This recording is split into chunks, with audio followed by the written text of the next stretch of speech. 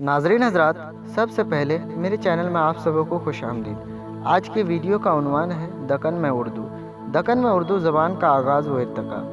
دکن میں اردو زبان کے لیے اس وقت راہ ہموار ہوئی جب محمد بن تغلق نے دولت آباد کو اپنا دارالسلطنت بنایا۔ محمد بن تغلق 1327 عیسوی میں دولت آباد کو اپنا پایہ تخت بنایا۔ محمد بن تغلق نے دہلی کو دوبارہ 1329 عیسوی میں پایہ تخت بنایا۔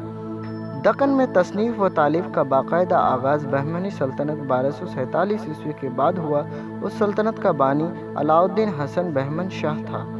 دکنی مقامی زبانوں میں سب سے زیادہ مرہٹھی سے متاثر ہوئی۔ الف اردو شاعری بہمنی دور میں 8ویں صدی ہجری سے دکن میں اردو زبان و ادب کی ابتدا شروع ہو جاتی ہے۔ اردو کی بیشتر تصانیف مذہبی ہے اور یہ زیادہ تر علماء اور صوفیہ کی لکھی ہوئی ہے۔ سید یوسف راجہ فارسی کے شاعر تھے، ان کا تخلص راجہ تھا۔ دکنی کا ایک منظوم رسالہ سہاگن نامہ سے منسوب کیا جاتا ہے۔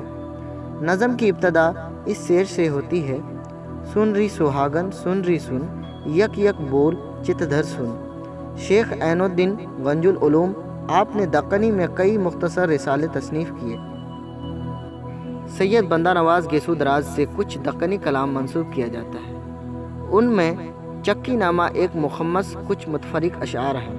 ان کی غزلوں کے متعلق سخاوت مرزا کا یہ خیال ہے کہ یہ غزلیں ابراہیم شاہ کے زمانے کے بزرگ شہباز حسینی کی ہیں۔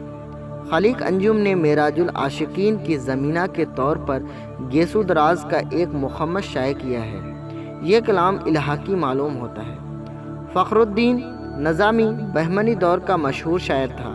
ان کی مثنوی قدم راؤ پدم راؤ کو اردو کا سب سے پہلا مثنوی کہا جاتا ہے۔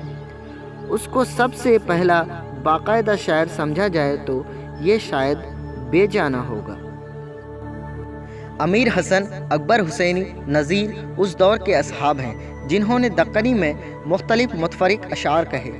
16ویں صدی عیسوی کی ابتدا یعنی 1518 عیسوی میں بہمنی حکومت کا زوال ہو جاتا ہے اور یہ حکومت 5 ریاستوں میں تقسیم ہو جاتی ہے۔